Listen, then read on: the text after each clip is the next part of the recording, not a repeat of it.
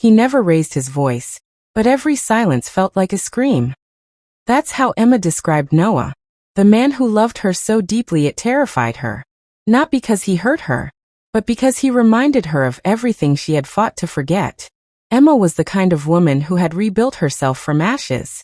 A survivor, not just of one relationship, but of years of emotional warfare.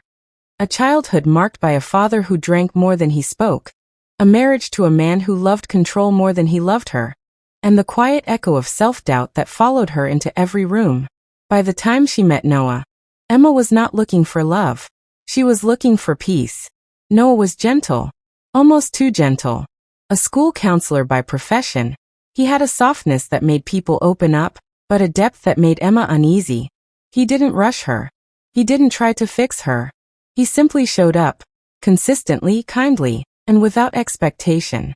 But consistency was unfamiliar territory for Emma. She was used to walking on eggshells, apologizing for things she didn't do, and anticipating storms that never came. At first, his calm made her suspicious. Why wasn't he jealous? Why didn't he demand more? Why did he keep holding space for someone who wasn't ready to be held? Emma would flinch when he touched her shoulder.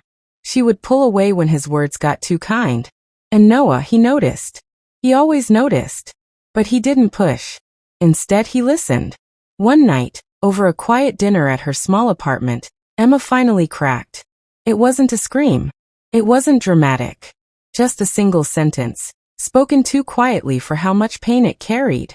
I don't know how to be loved by someone who doesn't want to hurt me. Noah looked at her, not with pity, but with understanding.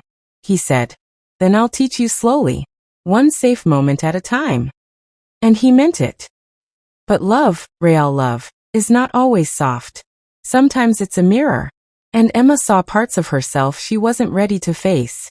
They had their first fight 3 months in. Emma had a bad day, triggered by a phone call from her ex-husband who still found ways to shame her even from a distance.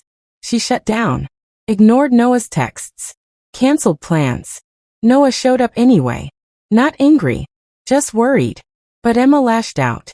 "You don't get to show up like this," she snapped. "I told you I needed space." Noah didn't raise his voice. He simply nodded. "I hear you," he said quietly. "But you don't get to punish me for loving you either." And that's when Emma realized something important. She was at war, not with Noah, but with the version of herself that believed love was conditional, that safety came with a price. Noah wasn't her enemy. He was the battlefield, and her trauma was the war. Healing wasn't linear. They had good weeks. Laughter, shared books, late-night coffee runs.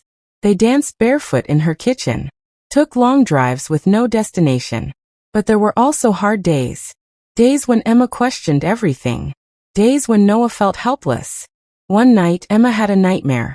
She woke up gasping, fists clenched, drenched in sweat. Noah held her, barely whispering a word, just breathing with her. Steady, anchored. "I'm here," he whispered. "You don't have to go through this alone." That became their promise. A turning point came when Emma finally agreed to go to therapy, not just alone, but with Noah. It wasn't about fixing her. It was about understanding the map of her pain, so they could both stop stepping on landmines. She learned to speak her fear instead of acting it out. He learned to listen not just to her words, but to her silences. Together, they grew. Noah was patient, but not perfect. He had his own wounds too. An absent mother, a fear of abandonment. But unlike Emma's past partners, he brought his struggles to the table. Not to dump them on her, but to say, "I'm in this with you." 2 years later, they stood in the backyard of Emma's childhood home. The same house she once ran away from. Now repainted, reclaimed. She was holding a small box of letters. Every one she had written during the darkest years but never sent. Noah stood beside her. "I used to believe I was broken," Emma said softly. "That my story ended in survival, not happiness." Noah smiled. But survival was only the first chapter. She placed the letters in a small fire pit. "Let them burn. Watch the smoke rise." Noah took her hand. "You ready to write the rest?" Tears streamed down her cheeks. But this time, they weren't from pain. They were from peace. Final message. Not all love stories begin with fireworks. Some begin in silence, heavy with the weight of trauma, scarred by past hurts.